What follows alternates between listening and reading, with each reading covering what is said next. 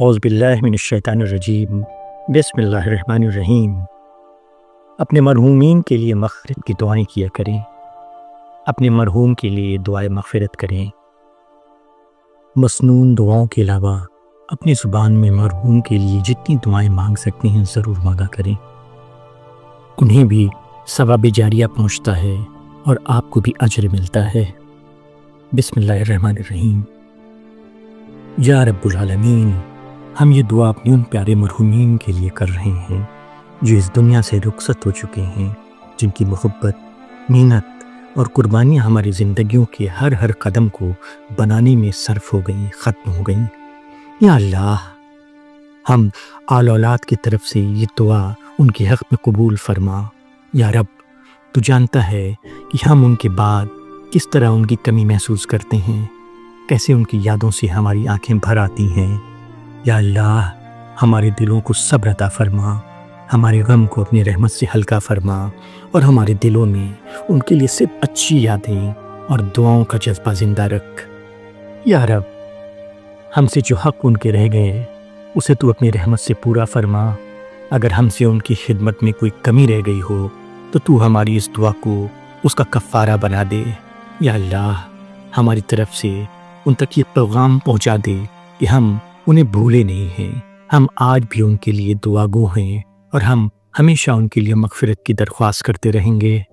یا میرے اللہ، یا میرے مولا، تو ہم سے زیادہ انہیں جانتا ہے، تو ان کے ظاہر اور باطن سے واقف ہے۔ اگر ان سے کوئی غلطی، کمی یا قصور سرزد ہوا ہو تو اپنی رحمت سے انہیں معاف فرما، ان کی گناہوں کو دھو دے، ان کے اعمال کو قبول فرما اور ان کی مغفرت فرما دے۔ یا اللہ، تو غفور الرحیم ہے، تو معاف کرنا پسند کرتا ہے، تو ہم سب سے زیادہ رحم کرنے والا ہے، تو اپنی رحمت کے صدقے ان پر کرم فرما میرے اللہ۔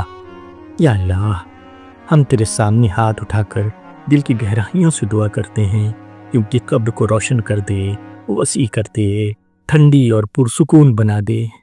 یا میرے اللہ، قبر کی تنہائی، قبر کی سختی اور قبر کے اندھیروں سے ان کی حفاظت فرما، انہیں قبر کے سوالوں کے جواب صحیح دینے کی توفیق فرما، ان کے لیے قبر کو رحمت اور سکون کی جگہ بنا دے۔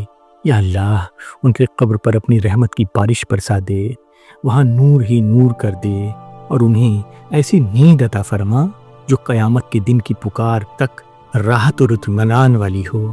یا میرے اللہ، ہم دعا کرتے ہیں کہ تو ان کے درجات بلند فرما، انہیں اپنی نیک صالح بندوں میں شامل فرما، ان کے حساب آسان فرما اور ان کے نامہ اعمال کو دائیں ہاتھ میں عطا فرما۔